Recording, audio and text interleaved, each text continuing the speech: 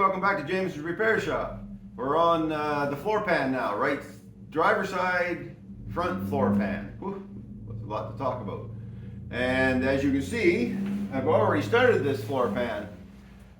And I realized I hadn't done an intro for it. So that's what this is. It's an intro for the floor pan. And also in this, we'll be installing the top cover for the torque box. Sorry about the hair. It's all over the place. I've been working. Make no makeup, hair's all over the place, what a mess I am in. Anyhow, let's get at this. I've already started, as you know, but let's get on it. And first thing we'll do is get a piece of steel, get it laid out for the floor pan, and we'll go from there. All right, let's go. All right, got a piece of steel cut, and I got my template. So this is the driver's side front floor pan, so let's get her laid out and we'll go from there. There it is, laid out. Now I'll take it over to the English wheel and I'll English wheel all these spots and we'll stretch them out some.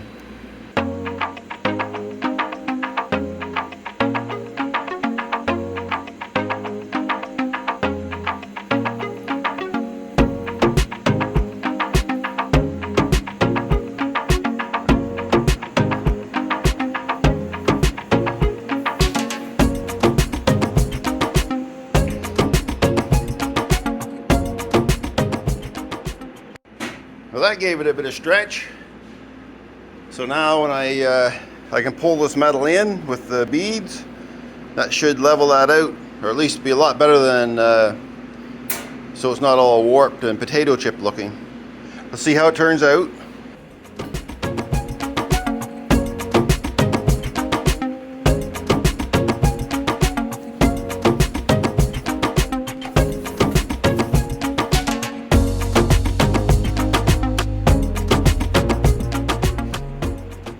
Well, there it is. One more floor pan made. There we go, nice sneak peek. Obviously not all fastened in yet, that's just resting in there, no clamps or anything. I just wanted to make sure this is all going to work. I brought this piece up. This is still on, that long piece. I'm just going to mark a line along there, and I'm going to go underneath and mark the where the frame rail goes, because I had to put plug weld holes in it. I put plug weld holes in the front on this one, and I had to put plug welds on the edge of this one to do the frame, the structure over here, inner structure. And a little bit of hammering that piece out, get it down, and then we can tack that right in. Clean it up, weld it in, and like I left that up there to cover that hole, and I'll have to fill a little piece in there. I put some clecos in around, hold it all in place, so now I'll always get it back in the same spot. Up underneath the inner structure here, it needs to be cleaned up, so it's not allowing it to come up. There's some old piece of floor pan in there. Yeah, looks good. Now I have to go underneath and mark everything, so that's always the fun part. And then clean up that inner frame rail, or inner frame rail, that the inner structure underneath there has to be cleaned up. All the fun stuff.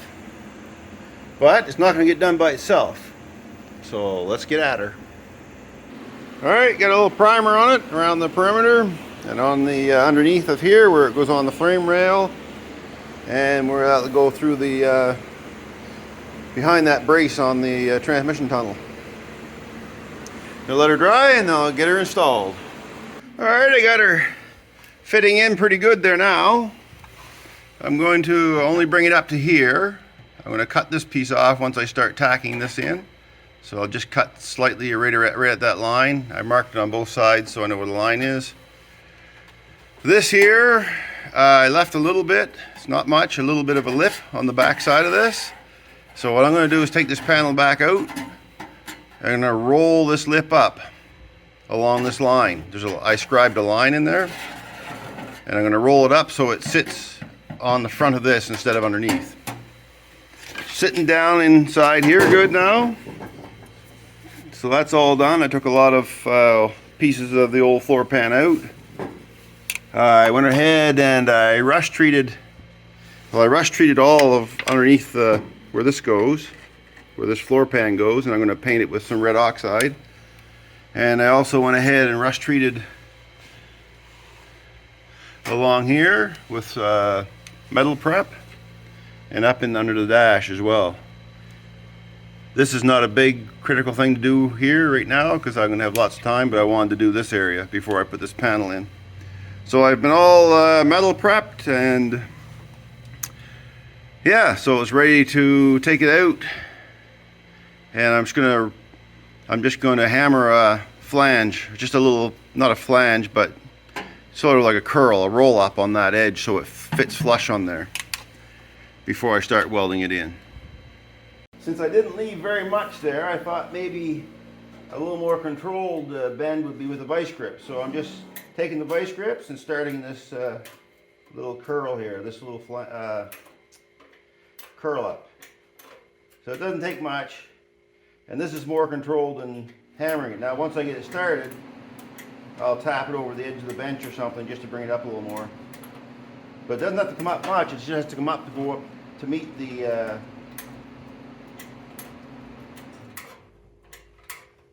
transmission tunnel.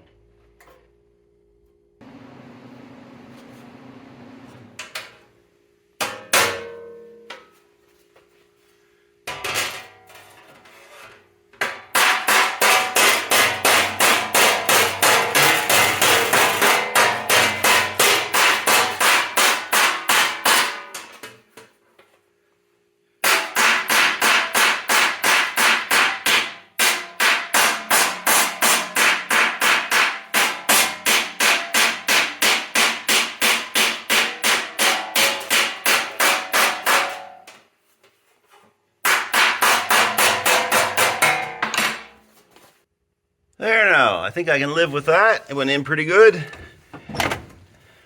It's a pretty good close fit. It's a little bit tight right there.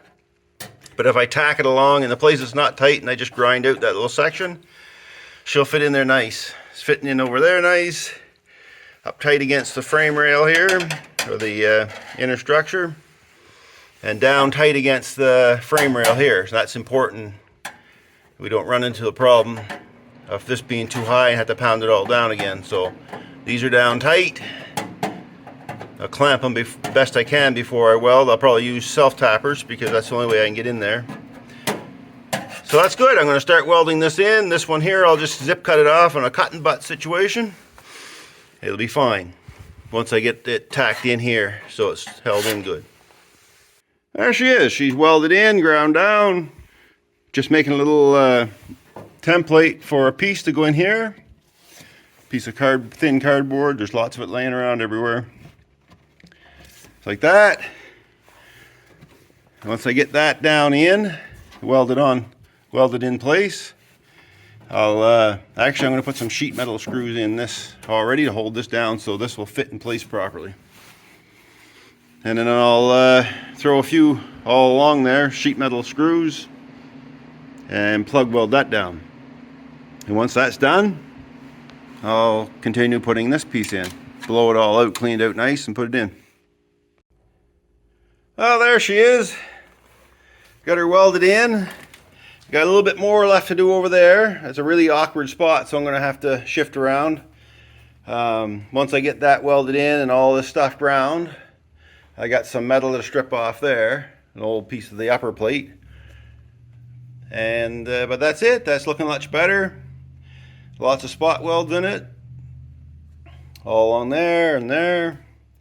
Still have the here to do from underneath. But all that stuff is just more of the same. So I'm going to call it quits on this video for now. And that's it. This old car is looking pretty good.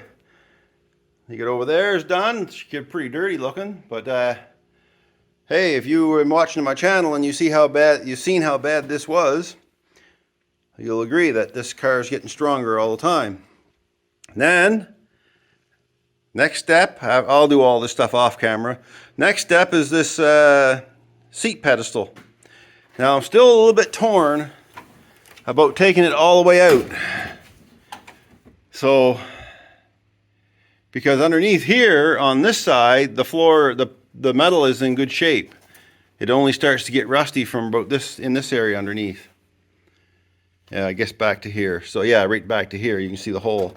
So from about here over toward the frame rail, it's in good shape, the metal.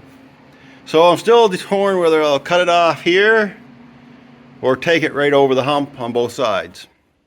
The other side needs pretty much all of it, the metal replaced underneath, to join up with the rear pan. From the factory, this was all one piece, but we're not factory anymore. Anyway, I'm going to ponder on it, but the next video will be dealing with the floor underneath the seat pedestals. Alright guys, thanks a lot for watching, and we'll catch you in the next one.